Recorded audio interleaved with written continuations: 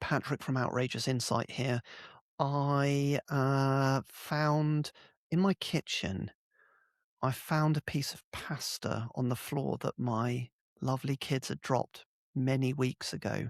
Just shows what a bad cleaner I am of the kitchen. Don't hate me, right? And underneath, uh, when I looked up underneath the island in the center of the kitchen where the kids sit, I found this. If you're listening but not watching, you won't see a sticker of a buff cat, basically like a cat that looks like he's been weightlifting. So this is my new sort of just avatar. I love the buff kitty. So if you're into buff kitty, you're gonna you're my kind of person. Welcome to Light the Fuse. Basically, the weird ramblings of me surrounded by utterly professional, excellent humans, like my guest today, who is Cecily Schmidt. Cecily, how are you? Doing well, Patrick. Thanks for having me. Well, no, thank you for coming on and humouring me. I'm so grateful. Um, Cecily wears many hats. She is currently the VP of Footwear Product Creation and Commercialization at Koobz. She's previously worked at Nike, Arc'teryx, and Adidas, and has her own consultancy. And for those that don't know Cecily, could you just give us a sort of, a minute pen portrait of Koobz? Because a super exciting concept, but maybe not yet fully known in the market. So tell us about it and what drew you to this opportunity, Cecily. Yeah, what really drew me to Koobz was the fact that I've always been kind of in the larger corporations, Nike and Adidas, massive in sportswear. And I always kind of thought about joining a smaller company or really even a startup. And I remember even having interviews in the past kind of saying, "Oh, you have a lot of corporate, large company experience, do you have any startup or small business experience?" And I honestly said no. And so that's what really got me excited when, through my consultancy company, Soul Solutions, actually was hired on to do some consulting with Cubes, which is essentially a 3D, manufacturing company. And we're doing 3D printed footwear in days, essentially, and not months or not traditional seasons like your traditional footwear system right now. So we're all about turning amazing ideas and turning into footwear quickly. I think most people think that you can't do footwear because there's so much upfront capital. You have to have, minimum order quantities. And we really, take that aside. And we're really about changing the game for footwear. If a designer, if a creator has an idea and they want to do something with us, and they again don't have that massive upfront capital, we're here to take their ideas and put it in an amazing design that's super comfortable, and that you can get samples in a week. So changing the game for footwear, and it's been a really fun ride. Amazing. So I'm sort of hearing this idea of um, it sounds like sort of footwear on demand almost. Like you're literally saying that there is so many built-in sort of structural deficiencies in the traditional footwear manufacture, but you're saying more local, faster Mhm. turnaround. Have I sort of understood it correctly, Cecily? Yeah, I kind of think of it as like there's lots of people that want to do t-shirts and sweatshirts and hoodies and get their logo or their creation out there. Now they've never done footwear, and now we're making that possible in footwear. You can do your creation, you can bring something to market in on a shoe, whereas that's always kind of been a no. Everyone's always said, "Oh, it's too hard, again, too expensive." But now we're making that possible. If you have a design or an idea, we can bring that to life for you, and we can bring it here locally, in the United States. You showed me some of your products in your beautifully appointed Yeah. shoe rack behind. Again, if you're not watching this on YouTube and only listening on Spotify, you're gonna miss out. But Cecily, could you just show us a couple of the examples? Because great nicknames for them that sort of reminded me of like Oh, Rolls watches. It's sort of like the Hulk or the. You were like, show us the product and nicknames. yeah, I'll show a few here. This is kind of a fun one that we did a while back. The Cybertruck of slides here. Very fun, very, just different footwear. You can see this, Paris Fashion Week or something like that. Super excited, and we actually brought this one to market, but we actually have some of our own kind of Koobz designs here too. We've got a really nice kind of ballet flat here, again with that kind of herringbone Koobz weave. Mm. Super comfortable. Women, like myself, we love wearing flats, but they're uncomfortable. We put cushioning and a cushioning layer in it to make the shoe comfortable. So one example, this is kind of one of our, latest shoes. We don't have a name for it yet. We're calling it the K shoe, but you can kind of see our logo there. But in my favorite grape colorway. So this one's super fun. Again, you can see all the detail we can get. And then one last one, since mules are very popular. You got the slip on, this is kind of like your upgraded Croc that you can, slide your foot into. And again, super comfortable. We can literally print this in a day, have samples to you within a week. And we're super excited about some of our new designs. That is so fantastic, and you've shown great expertise. But I admitted to you in the green room, Cecily, Yeah. that a sport that you love, I know nothing about. So just tell us what the sport is, and then we're going to play it. We're going to do some we're going to do some lost in translation. So tell us Okay. what the sport is. Okay. The sport is basketball. Yeah, orange ball, hoop, two hoops, 96 feet. So yeah, basketball, something that is near and dear to my heart that I've played probably ever since I could walk. And an absolute lung burster, as I understand it, like exhausting game, high scoring game, as I understand it. Absolutely. And I love that it's indoors too. Living in Portland, soccer and some of these baseball, all these outdoor sports, they get canceled a lot. Basketball never gets canceled. So yes, it does, but it does. It's a lot of sprinting, a lot of high energy, and fast pace. And that's why I love it. Well, the only thing, the only cultural reference point I have is that basically, to prepare for this, I just watched the Netflix drama Running Point, both series with Kate Hudson, and I mean, basically, if that's not dedication to the cause, Cecily, I don't know what is. So what I Look decided. at you. Well, what I decided to do was to basically just do some Googling as well about Okay. things that British people said about games and Okay. things that US people said. So I would call a basketball something a basketball match. What would you call it, Cecily? Definitely a basketball game. Yep. No, Okay. no matches. No matches. Yeah. But I get it. It's the football soccer thing. Yeah. The game, basketball game. You do not have to worry about making me feel like less stupid. When I read through these, I was like, I would have said every single one of these. So feel free to mock me at will, Cecily. All Okay, right. so All right. I was like, basketball pitch. Mm-hmm. Yeah. No. No. Not a pitch. Yeah. Yeah. It's a court. Basketball court, basketball game. Those are what we're saying. Yeah. We sometimes will say like hardwood or something like that. But yeah, no pitch here. Okay, so I went for uh, basketballers, but apparently that's not what you'd call them either. Basketball. We call them hoopers. Okay. You probably have to be a little, somewhat good at the game if you're going to be a hooper. But yeah, hoopers. They're the people who just love basketball or who are players. Basketball players, hoopers. I kind of use that kind of interchangeably, but I tend to go with hoopers. I feel like that's the main source for me. Yeah. I love that. Now tell me, I see a massive explosion in the women's game, but also I Yeah. know how dear the men's game is to your heart as well. So Yeah. who are the teams and the players that you root for that you've really like been inspired by, Cecily? Yeah, well, I think for women's basketball, obviously, you got to mention Caitlin Clark. She's definitely kind of like just started to change the game a little bit, where you see young boys shooting threes and saying Caitlin Clark, and you typically wouldn't have that, or Paige Beckers.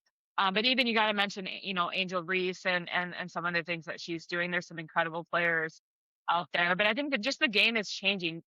Women are more athletic. There's more dunks in games.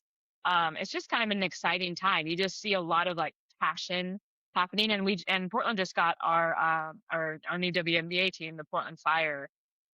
So that's been exciting, and the city is really rallying around them as well. So it's definitely an exciting time for women's basketball. It's always been exciting, but I think now people are starting to take a little bit more notice as the game is becoming just a little bit more fast paced, a little bit more athletic. But still, there's clear differences in the women's and men's game. Women are all about the high flying and being super athletic. Like, we're sharing the ball, we're running plays, we're doing a lot of strategy, and so there are clear differences in the game, but exciting at the same time. And then on the men's side, of course, obviously Knicks versus Spurs was, a really fun finals, and obviously what Victor Wembanyama has been able to do at his size is just crazy. Hopefully, you know who that is, Patrick. But just the fact that a 7 foot whatever 4 7 foot 5 guy can shoot threes, put the ball on the floor. Like, there just isn't that position, positionless and point forward, as we've called it before. That doesn't exist anymore. And I think that's really exciting, is all players have to be able to do everything. You can't just be a down low guy that can't shoot. You have to work on every part of your game to make it to this level, I feel like right now. So it's just an exciting time for basketball. I'm sad that the men's side is over, but been watching a lot of WNBA games and looking forward to following along there as well. And the thing that I can't get my head around is how massive the college game is as well.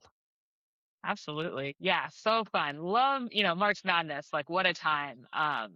It's so good. I just love the Cinderella stories, the game winners, the last second shots. I mean, there's nothing like it. It's absolutely different than the pro game, but yeah, college basketball it's pure. I would say it's getting less pure because of NIL a little bit, but oh my gosh, I absolutely love that time of year when there's just basketball on all day and you can just see what we're looking at. See if there's the 5-12 upsets that happen. It's so fun to watch. It's so fun to see athletes who you haven't seen do much, or you don't even know of, and they all of a sudden make a name for themselves in that tournament, end up going pro, or end up doing something amazing, and now their name is everywhere based on their play during March Madness. So I love to watch, love to see that, and love to see what stories will kind of happen every year. And I mean, even in consumer insight, which is the sort of world in which I live professionally, like, you see the impact of NIL on that as well. You bring Hmm. younger players in to come and test product or wear test or whatever, and actually Hmm. they're seeing it as like, is this the way I build an NIL or get an NIL contract with an athletic brand, with a sporting apparel brand? And it feels like these young kids are becoming commercialized at a much younger age. I mean, you must have seen that transition happen throughout your career, Cecily. Yeah, I mean, we always wanted that, right? It was always a little, getting receiving gifts and things like that was always like a no-no during my time of playing. But now, you see, 17, 18-year-olds making millions on, different endorsement deals, and it's astronomical. It's crazy. I actually think more about the transfer rule. I transferred myself from Little Marymount to University of Portland and had to sit out a year. And now you can, transfer at will. And the whole grass is always greener, right? If you go somewhere else. And so I always think, like, what are we really teaching our kids? Like, oh, if they don't like the coach or something's not going well, they can just jump ship without really, like, putting in the time and the work ethic to, figure that situation out. Because obviously we know that's life. And so I think that transfer portal thing is very interesting, and I'm wondering if it's going to change, or they're going to put a little bit more I don't know, limits on it. But the transfer portal and the NIL have changed the game for sure, and these young athletes are making a lot of money, and good for them for sure. Yeah, and then again, when you look back to, for example, like college football, and like how it'd be like, this local car dealership has just mysteriously left this car outside the players, Yeah.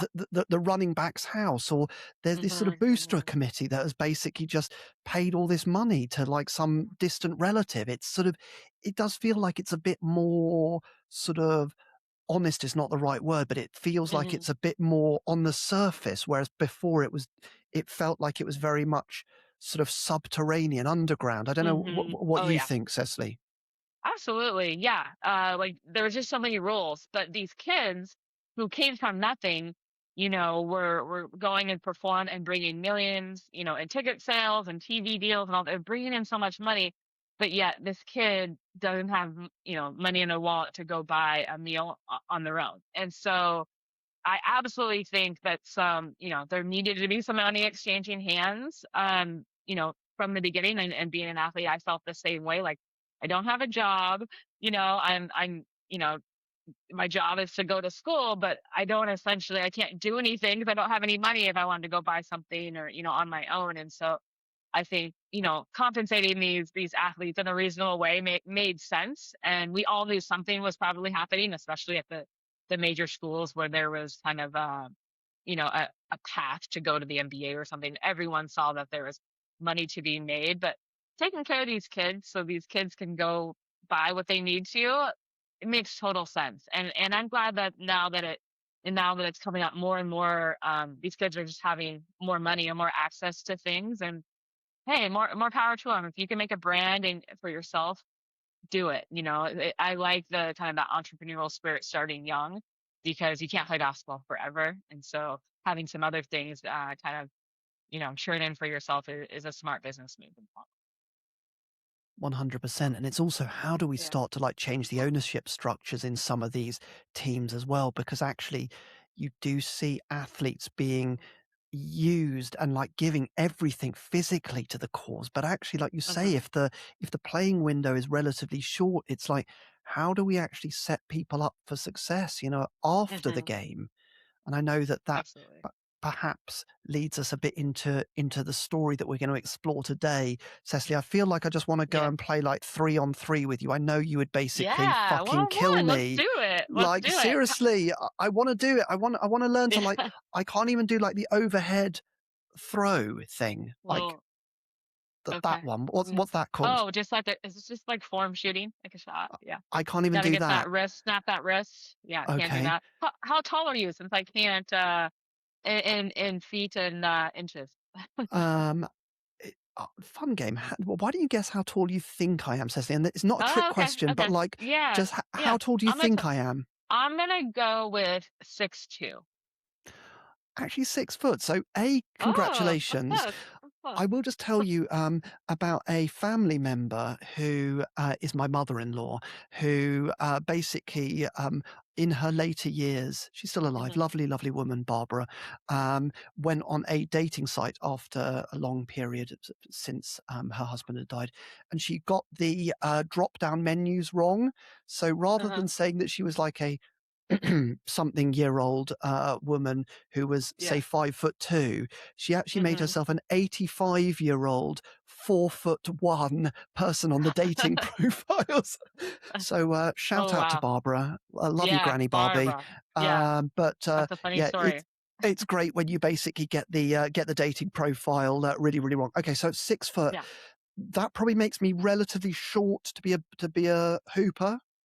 You'd probably have to be a guard, so you gotta have Okay, some good ball handling, and you gotta be able to shoot the rock. We call it the basketball. It's called the rock. okay. Uh, yeah, but no, 6 foot, good. You look like you got some size on you, Patrick. So yeah, I think you do all right.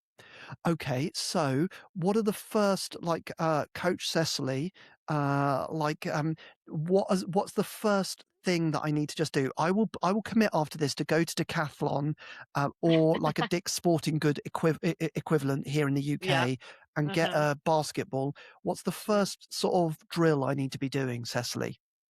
I think Patrick, ball handling. You got Okay, to be able to dribble and not travel, which is essentially walking with the ball and not okay, dribbling.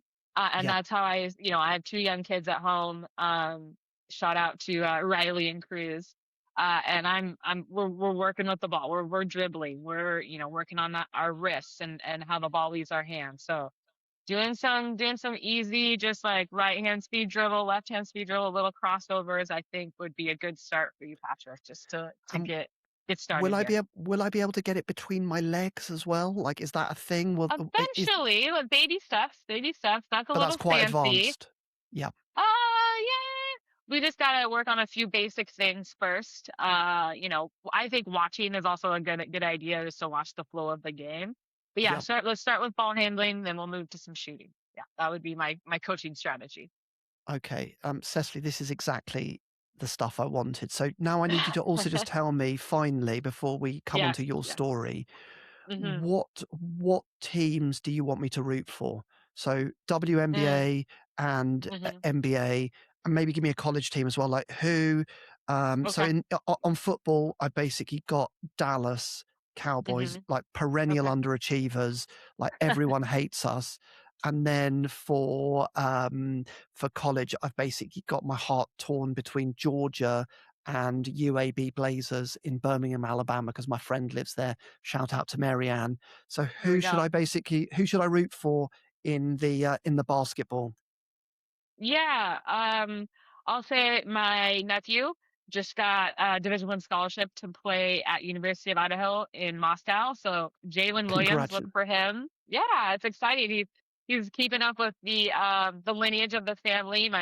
And I'll tell you a little bit more. That brother and sister, myself, all played Division I basketball, and now my nephew is will be in his first year at University of Idaho. So let's cheer for the Vandals for him. But I'll say, just growing up in Seattle, obviously Sonic's a little bit bitter that the team actually got moved to OKC, but surprisingly, I am an OKC fan. Stands for Oklahoma City, Patrick. Uh, with Shea, they actually, funny enough, have two guys named Jalen Williams, who's also my nephew's name.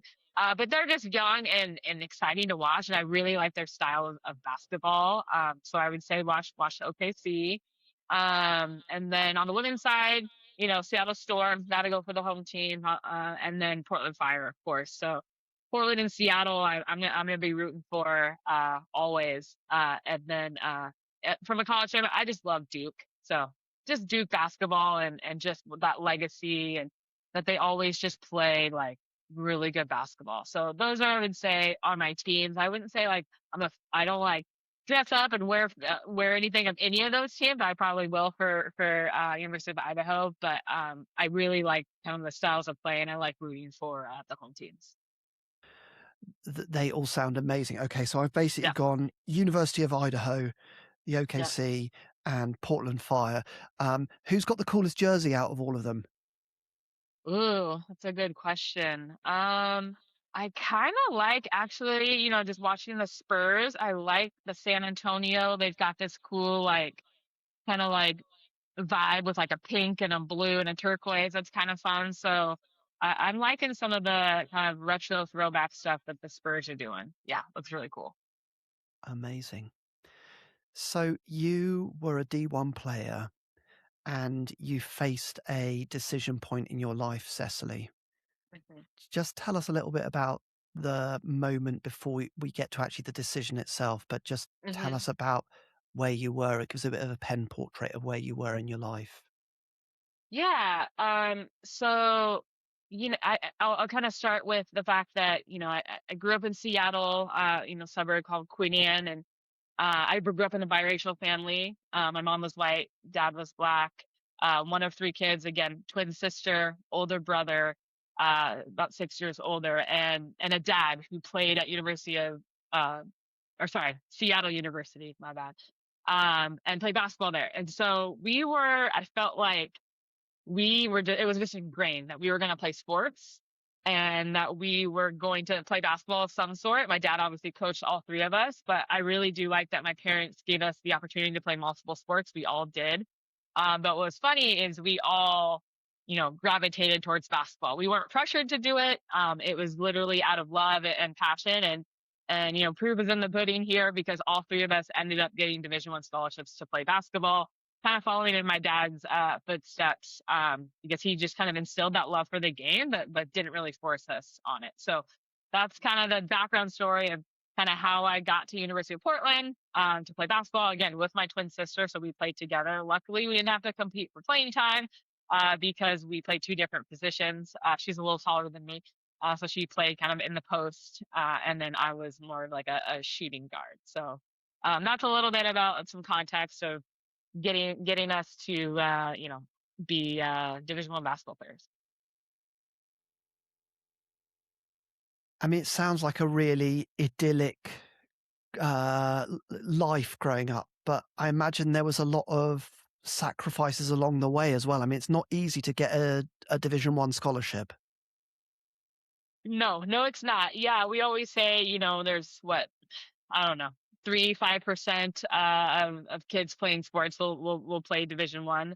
And so absolutely dedication, but it's one of those things that, we all knew it. I feel like I kind of was brought up in, like meager kind of home life, didn't have a ton of money. So we really had to put in the work. There's no one that was going to hand us anything. And so, the love for the game, putting in extra practice time, watching the game and being kind of students of the game was super important to us. But, having my dad and having my older brother too to look up to, they really kind of set us up and showed us what that journey would look like. We got to follow my brother along, go to his high school games, see what it's like to work hard to get recognition and what you have to do for that. And also, to be honest, we would have to take college loans to pay for school if we didn't get a scholarship. So we knew we wanted to push ourselves, and our parents really instilled, especially my mom, like, you gotta, blaze your own path. You gotta put in the work if you, want to get to the level that you want to achieve. And so that was really kind of like you know, the expectation was to go to college and figure that out and just put in the time and the work ethic to get there. So you've got there and Yeah. you're about to face a decision. Tell us what the decision that you were facing was, Cecily. Yeah, absolutely. So after college, I think the expected move is to keep playing, right? Most players want to keep playing, go overseas, kind of chase that pro track. And I think my brother did it. And so again, he had set that path for us. Do remember he went to Iceland, so that was very, very different than you living in the US. And, I remember he didn't have probably the greatest experience. I think he just did it for the one season and then came home and decided to do something else. But, I would say out of the three of us, I don't know, I mean, maybe me and my brother would go back and forth. Like, we loved basketball so much. My sister liked it, I would say, but she didn't love it like my brother and I did.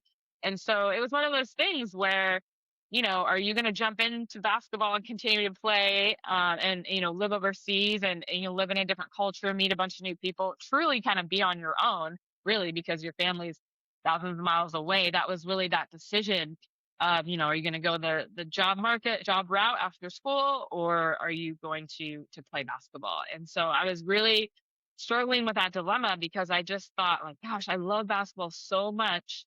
And you can only play gospel for so long before your body fails you. And so it's one of those things, should I jump into it now, or, go a different route? So I was really faced with a tough decision after graduating. The thing I love most about doing this show is the chance to talk with leaders about a decision that they may never have spoken about before. Now, this might sound like a podcast party trick, but I promise you it isn't. In fact, it's the same skill that allows you to unlock what your consumers truly want and need. And using that raw data, you can then build more franchise products. The problem is that most brands have currently lost this. Insight teams have been cut, while the number of consumer questions and questions about consumers have only multiplied. And it means that most leaders have no idea where they stand. Closing that gap starts with the Consumer Delight Diagnostic, a structured interview that I run with you that allows me to score your team's insight capabilities and shows you exactly where you stand fast. 90 minutes, fixed fee, $2,500, no pitch. If you're serious about earning your consumer's delight, it starts here. Get in touch at outrageousinsight.com. How did you sort of like decide?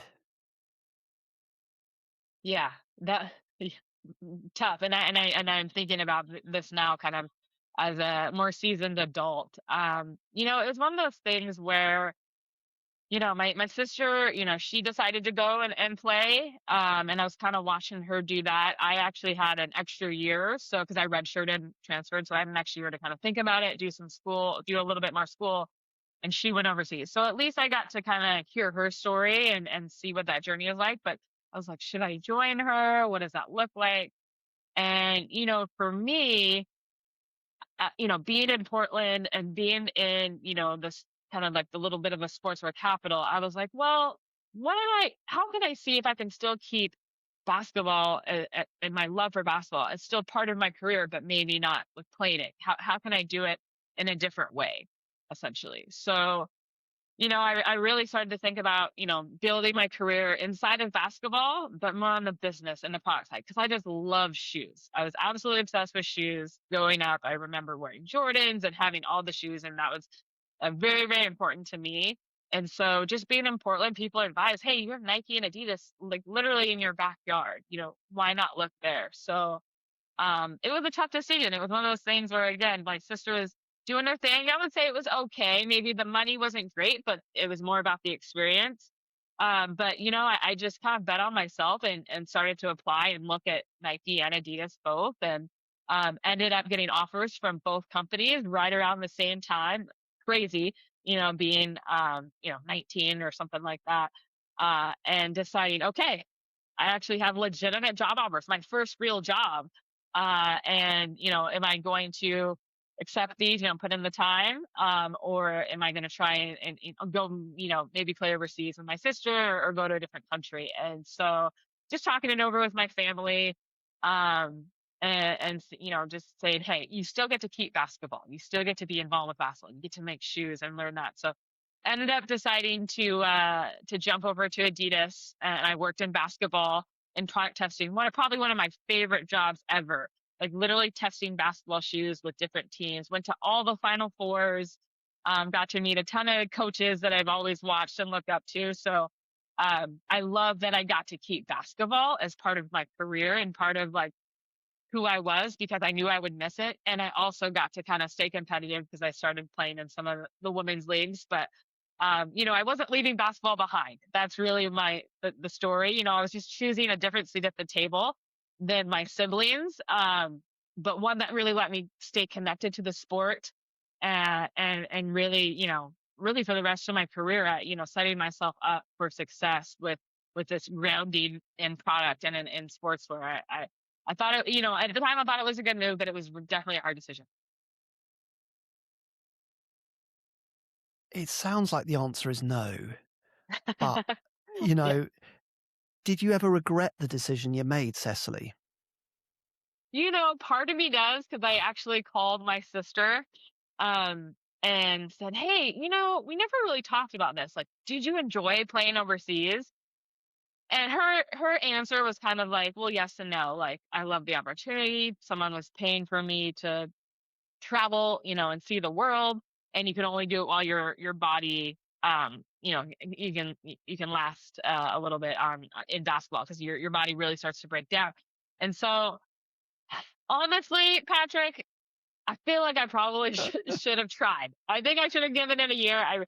I do look back and go, maybe I should have given it a try. It was hard to think about that at the time, but I kind of do. Surprisingly, I know you said no, but I do have some regrets. I should have given it at least a year, see how I liked it, and then kind of jumped into the corporate world. But the stars aligned and ended up getting an amazing job in Adidas and never looked back. And my first role at Adidas really set me up for success in my career. So I can't look badly on the decision that I made, but I still have that like I should have maybe tried it. So First love cuts deep, doesn't it?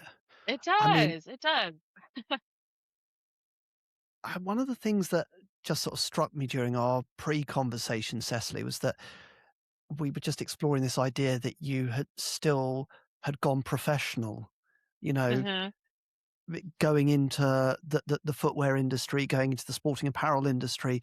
It was still like a deep professionalization and specialization. And like, what does being a professional mean to you, Cecily? Yeah. I think I took a lot of what I learned as being college athlete into these rooms. So, where I feel like being in sportswear and being an athlete, I feel like a lot of people sometimes have doubts, like, oh, can an athlete make it in the corporate world? They've only been playing basketball their whole lives, whatever. But I started to be like, I'm going to be as disciplined as I was on the court kind of in these situations in the boardroom. I'm going to learn and understand range planning just like I learned, the strategies and where to go in my position on court. I'm going to learn about the P&L and global product strategy and how to build amazing product that has, consumer insights and that tells a story. So I really took that seriously and trying to hone my game, in the boardroom or whatnot, so to speak, and how to really figure out how to be great off the court, but still in that basketball world. And I think it really translated discipline, competitiveness, teamwork. That all translates into this, the corporate world. And I truly think athletes make really amazing leaders because they have all this discipline. They know what it's like to be a part of a team and to make sure you're doing your role or you're doing your part. So I had to learn and earn credibility, essentially from scratch in this new world, in this completely different arena. But I saw so many similarities, and I really wanted to show people that I wasn't only an athlete; I could do both. So yeah, it was. I will say there was definitely some real grief in walking away from basketball. I will admit, but I love that I could keep basketball as part of my career and go pro in basketball in the corporate sense. I love that I could still do that. And, it really didn't, I missed it a little bit, but I did find some, competitive leagues to join and still got my competitive itch out. But I will say staying close to the sport and being involved with athletes and talking shoes and product with other basketball athletes really kind of like was a slow roll and really helped me kind of like love what I was doing, even though I wasn't playing. Thank you so much for sharing that, Cecily. I really, really appreciate it. Absolutely. It's I've so enjoyed getting to know you. It's been like, we were sort of grappling around in the darkness a bit, weren't we, in the early Yeah. Yeah. conversation, and then trying to work out what it was. And actually, sometimes you just need to find that sort of red thread that goes through it all. And what I took from what you said is reminded me of our informal family motto here in my family, which is to choose greatness. It's like in Mhm, any situation, just try and choose greatness. And like hearing you say that, it's like it doesn't matter which court you step onto, mhm, it's like mhm. just try and like choose that better path rather than the worst path. Try and choose more knowledge over less knowledge. Try and choose more humility over less humility. It's like just try and show more restraint or more courage in a difficult situation. And I think that's really what I took from your story. So just thank you so much for sharing it. It's meant a lot to me. Absolutely. Yeah. Staying close to something you love doesn't always mean doing it the way you originally planned or pictured it. So, yeah, I appreciate it. And hopefully, the audience out there kind of took away or learned something about my story. But yeah, thanks again. It was great to conversate with you about this and get this going. I'm sad to report that there are still a few questions to go, Cecily. So I sort Yeah, of let's do it. I just Yeah. prematurely like sort of Oh yeah. did the sort of like end credits. But Yeah. no, it's I so appreciate you sharing your story, and I wonder you sort of touched on it there, but like, Hmm. what do you think have been one or a couple of the sort of hardest won lessons from your career and from your journey? Like you've had to face some quite significant barriers, and Hmm. you've pushed through that, and you've just turned into like just a really just awesome human. Like, what Oh, thank lessons do you. you think others can take from your story, Cecily, that could help them on their journeys? Yeah.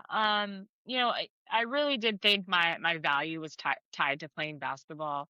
And so, for all those athletes out there, and I know a few of them, like that struggle to keep playing or do something else, do something different, go corporate. That same struggle. I just think people need to know like your value isn't just tied to being an athlete. When as it turns out, preparation, teamwork, a refusal to accept anything less than great. That's all transferable. That's all on the court, off the court. And so I think for athletes who are kind of struggling, like that's a story you have to remember. You don't have to choose between leaving your sport behind and building your career. You can choose to bring it with you. You can just choose it in a different form. So hopefully that stands out to people that are are in a similar situation even now on what to do. Because I think your value is more than that. I love that, and in fact, the podcast that has just been released is with a person called Maddie Petrie, who worked at the climbing brand Hmm. Mammut, and she was just talking about how she'd been a slopestyle skier, which sounds absolutely terrifying, Cecily. Apparently, Hmm. like a sort of half pipe of snow, and you shoot down it, and then basically Hmm. do like sort of skateboard style tricks, but on skis. It sounds absolutely horrific. Um, but one of the things that she said is, and the sort of, in her interview, she talked about how easy it is to just get caught up in like your personality being your job, and Hmm. actually how you have to separate them. And I think hearing you talk, I hear something similar. It's like it's easy to just define yourself as an athlete, but actually Hmm. it's about being a contributor that matters. And I'd love to just hear your reflections on that. Yeah, I think that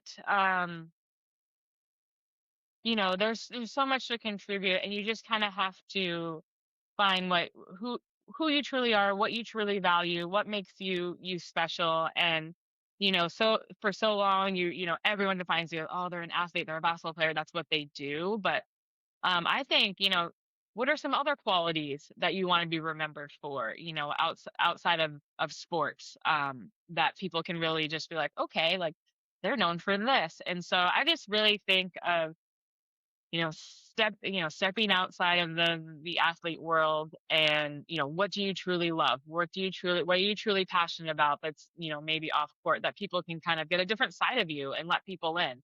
I really truly think that's important. And for me, I'll even say, like, mentorship and working with youth or underserved kids. That was another part that I was super, super passionate about. And I found resources to kind of enable that, both at Nike and Adidas, that I can talk a little bit more about. But I just tried to find passions and things that I really wanted to do outside of just the sport. And I think that's really showing people who you truly are, but showing that you're passionate about something else and something different, and taking that into the professional world. Yeah, when I've been thinking about this conversation, like the things just on a human level that I really appreciate about you, like I Yeah. think you ask really great questions.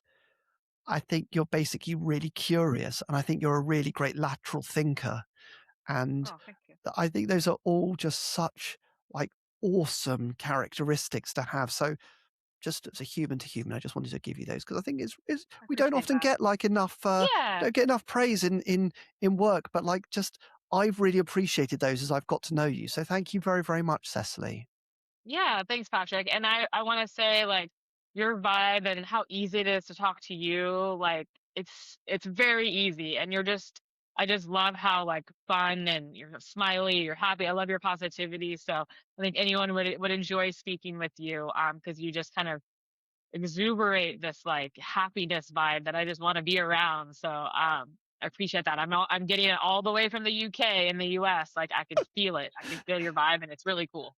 Oh, well, that's so lovely, and I've got to say, folks, when we did the pre-call, Cecily was in some sort of, like, amazing-looking sort of, I'm gonna call it holiday rental, maybe it wasn't that, but we don't have to go into Cecily's, like, Mhm. social arrangements on on a public forum, but it was so beautiful. Even the reflections in the window behind her were just making me look like it was or making me feel like I was in, like, the most sort of gorgeous place ever. I was having real FOMO, Cecily. So it just you're in a Yeah. beautiful part of the world. Thank you. Yes, that was Black Butte. So if you haven't been, make sure you get a trip to Central Oregon and hit up Black Butte. so nice. Mhm. 100%. And Yeah. yeah, well, we're going to be going slope style skiing with Maddie Petrie, Cecily, you and me. So get your Yeah, let's do skis it. out and get your medical insurance basically cleared because I'm not great. Yeah. we're going to be. I'm really bad at skiing. I had to admit to Yeah. Maddie that I was absolutely fucking terrible at skiing. We're going to be breaking some bones, my friend. It's not going to be pretty. Oh my Um, gosh. Oh my gosh. No black diamond. Look, let's keep it greens and blues. My I was husband would say that. Like, I'm not ready for the big flips, but Maddie let's looked do so it. disappointed when I was like, "I can only go down a blue slope," and she was like, Yeah. "Yeah, all right, fine." Double Um, black diamond. Yeah. yeah, I know. So 2 final questions, and then our Yeah. time is at an end, Cecily. So, like, this is a show really where people get to share a decision that maybe they haven't spoken about before or a work decision that sort of changed everything for them. And I wonder if there's somebody who you would like to see sharing their story and just maybe give us a Mhm. bit of an intro to them. I think I already thought about this when you kind of teed it up for me. I want to pass the baton to Dom Deadman. I worked with her. Actually, we both got our start at Adidas. She is another woman of color who blazed her own trail in the industry. She's actually currently at Jordan. But when I met Dom, she was actually a sample coordinator at Audi. And so I remember going to her and she'd hook me up with some samples and we would trade back and forth, but I loved her energy. She just like seemed like someone that I knew like had a really bright kind of like career trajectory, and so I love getting to know her. You know, at our time at Adidas, and then we both ended up moving over to Nike, and we also worked together on this project called Nike product experience, MPC. So shout out to JJG and Lewis G. And they really started this community where we would work with kind of underserved youth and bring them into Nike.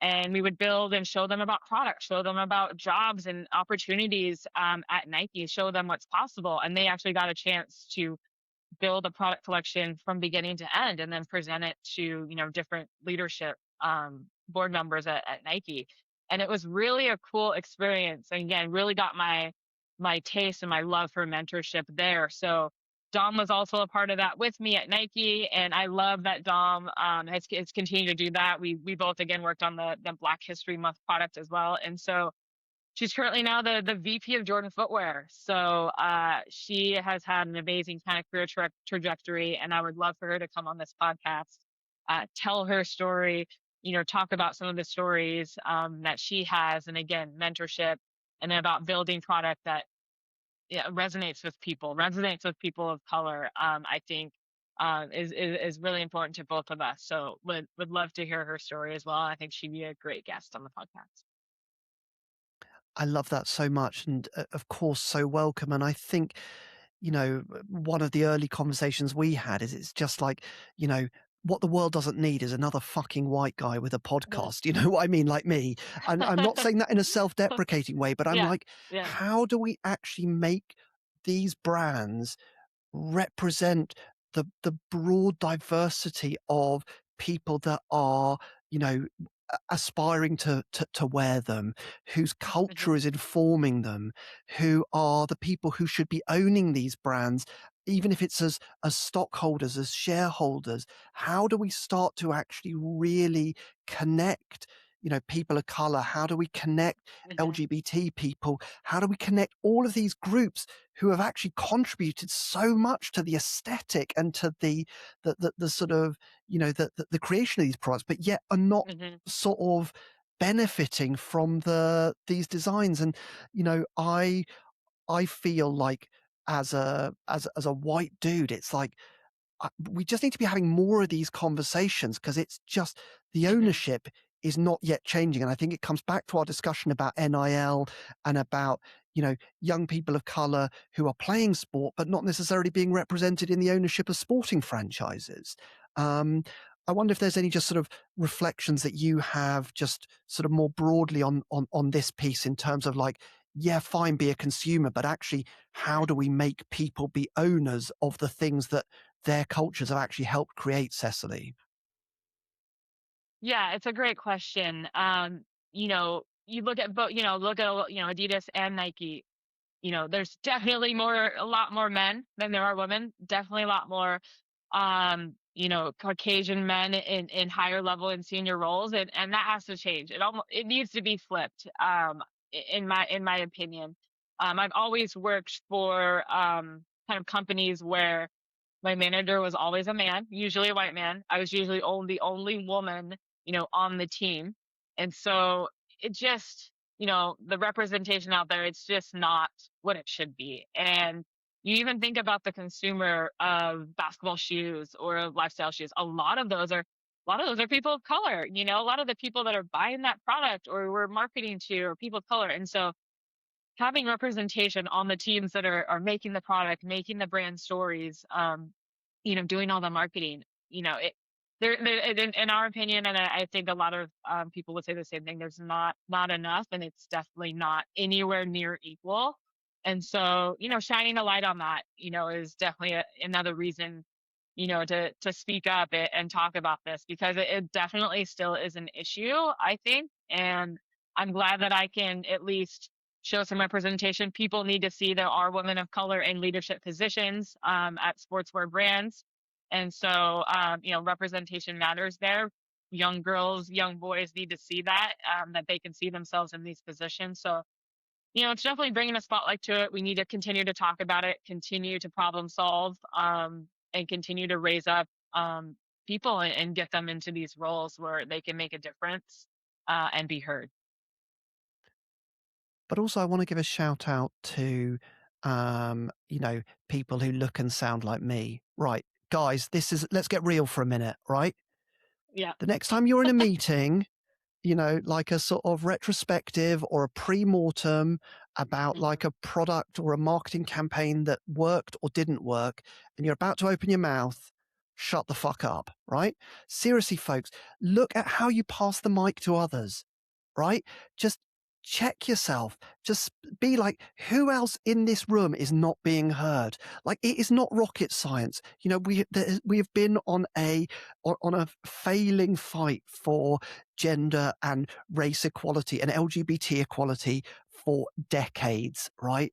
So if you look and sound like me, some plummy British guy, white dude with no hair, for the people that are not watching this on YouTube, and you're in a product meeting, please pass the mic. You'll still be a key part of the team, but make sure that you are giving other people opportunities, all right? Because we can't just leave it to our other colleagues to basically do this work. This is on us as well. And the number of times when I'm having to say to clients, actually, this purchase is not just an impulse purchase. This purchase is like a big, like planned, budgeted for, like, hard purchase that a family is making for this pair of sneakers or this jersey or whatever. It's like, Hmm. let's actually just recognize the reality of, financial struggles. Let's recognize the fact that we live in an unequal world, and let's be part as us as dudes of like actually doing something. Right, my Jerry Springer moment is over, Cecily, but I just basically wanted to say that basically it's on us to solve it as well. So I will now shut the hell up. Final question for Appreciate that, you, Patrick. Cecily. What Hmm. is your ask for the audience? Like, you have given me your time, you've given me Hmm. your energy, you've given me so much, you've given the audience so much, and I thank you from the bottom of my heart. What is your ask for the audience, Cecily? Two things. So, first, want to be a resource for the younger generation, especially people of color, especially women. Going up, like I said, representation matters more than people realize, and so kids actually need to see someone who looks like them sitting in these roles. So, I'm hoping so. If you're a young athlete, if you're struggling, reach out. Wondering what to do after, you're done playing. Just know that there's a real path for working at companies like Nike or Adidas or other brands. Building product, shaping the brand, leading the team. Those are all realistic goals for people. And so, definitely, sounds corny, but put in that work, make those contacts, do the networking, set the goal, go after it, and reach out to people like me. And I truly mean it. I love mentoring. I know I've mentored quite a few young people. So continue. I would just love to be a resource for people. And then second, on a kind of a less kind of serious note, the company I'm working for now, Koobz. Again, if you're a designer, if you're a big brand, small brand, a creator, you're sitting on an idea because traditional footwear, makes it impossible for you to get started. Let's chat. I think Coops is changing the game or the future of footwear. Would love to talk to these creators out there that want to legitimately make a shoe and sell it to fans to different consumers. That we can definitely cook up something fun together. So also reach out to me. Cecily, I am so grateful for the time we spent together. Thank you so, so much. I'd like to give you the final word. Anything else you'd like to just add at this moment? No, I think I said what I needed to say. And it was super fun being a part of this podcast. Patrick, thanks for the opportunity. Thanks for, allowing me to get my story out. And hopefully I inspired a few listeners today. But this is great. Love what you're doing. And I'll continue to be a fan of yours.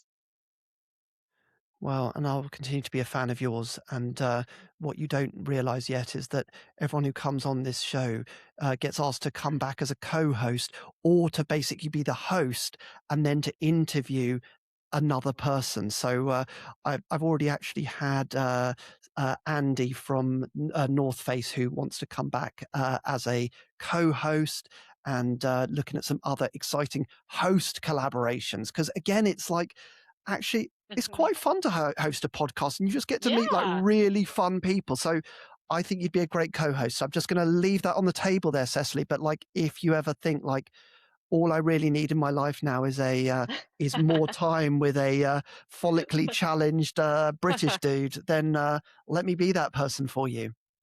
I'm all in. I think that would be a lot of fun. Never done it before, but I'm learning from you, and I've obviously listened to a ton of podcasts. So count me in. Let's do something fun. Amazing. And I need to keep up the basketball tips. I'll send you a picture of Yes. like a video of me doing my sort of dribbling, Yeah. yeah, and the shooting. Yep. Yep. Folks, Love it. it's going to be an absolute horror show. My basketball playing, I can tell you that for absolutely nothing. Um, thank you so much for listening. If you've enjoyed today, please leave a review on Apple Podcasts or Spotify. And thank you so much for listening today. Thanks for listening to Light the Fuse. If this conversation got under your skin, please consider signing up for my newsletter. It's called Read the Room, and it's where you'll find out first what I think about the interviews and the themes that we've covered, and also where you'll find out first who's coming up next on the show. You can find out more and sign up at outrageousinsight.com/read the room.